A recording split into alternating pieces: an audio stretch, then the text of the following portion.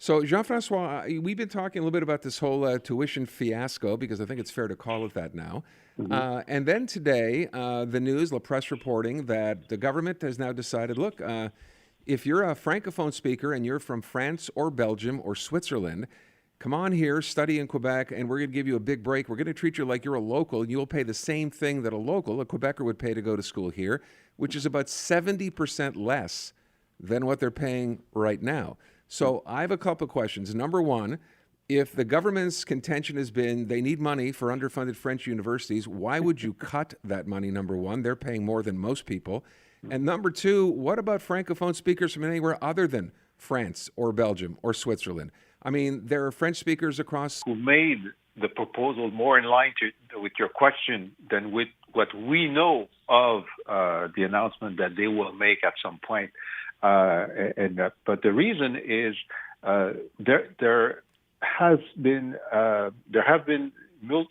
bilateral agreements with France and Belgium, reciprocal, for decades in terms of tuition. It was changed a few years ago by the Couillard government because, to their mind and to my mind, we were having the wrong end of the stick with France in particular, because the number of Quebecers going to France was very low, and the number of French students coming to Quebec was very high, and the retention rate was only about 20% who stayed after university.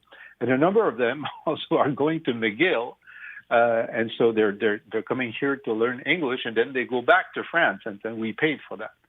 So in any case, the fact that these agreements exist, what they would do if the reporting is right, and I hope it's wrong, is that they're going to go back to the previous understanding when French and Belgium are considered like locals. There are tens of millions of dollars that are given to lowering the tuition to the level of locals for people from Gabon, Cameroon, Haiti, and other Francophone countries, and that's still in operation as we speak.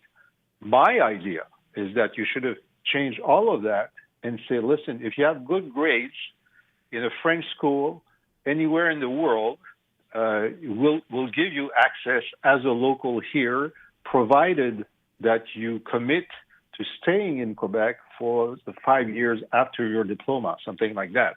And of course, opening that to Francophones outside Quebec. That's my proposal, and I forwarded it to Ms. Derry when I heard she was looking at some of these hypotheses. So I hope that they'll take my advice and not what we read in La Presse today. Okay, just to your point, and I don't understand this, so maybe you can explain it. Are you telling me that if you want to come here from one of those countries that you mentioned, like Gabon, for example, if you're a French speaker, there's already a price plan in place for you to come here and pay a reduced rate? Yeah, to pay Quebecers rate, but only for there's a numerous clauses. There's let's say maybe 25 or 30 for Gabon and maybe 100 for Senegal, and this has been happening for decades. But all French students from France were paying Quebec fees until the Couillard government, when they raised it back again. Yeah. Okay. Okay. And when you say we paid for that, I mean, is the amount that they're paying in tuition right now, is it not covering their education? Like the subsidies we're paying out of pocket. It's not covered by their tuition fees? Well, the real cost of a university degree varies from, if you're in medical school, it's very high, or veterinary is very high, or if you're in arts, it's pretty low. But I don't know a case in Quebec now where if you pay Quebec tuition fees that you're covering the real cost of your education. Okay, but again, it's an issue as well. I think McGill went out of their way to say this. I think Concordia has done the same. We live in a real world where you're competing for business, right? These are not charitable organizations. And if you can go to the U of T and get the same level of education or better and pay much, much less, why would you come here at all? That's right. And so that's so I think the effort to make Quebec a magnet for good Francophone students in the world and committing resources to it is in and of itself a good policy. Now, in terms of McGill and Concordia, they made a second proposal saying that you should look at market, and it's true that in arts or in cinema, the tuition proposed by Quebec puts Montreal out of the market. It's just too high, and so you should try and look what is being charged in U of T and simply have a concordance of tuition. And I think that's a good argument. So we'll see. The reporting today is saying instead of asking for 17,000 for all out of Quebec Canadian students, they will ask for 12,000. I don't know why 12,000 is a good price. I think 9,000 was a good price for arts and cinema, and 25,000 is a good price for medical. So I hope we don't know everything about this proposal. I feel like they don't know everything about the proposal. I literally feel like they're making it up as they go. Mm-hmm.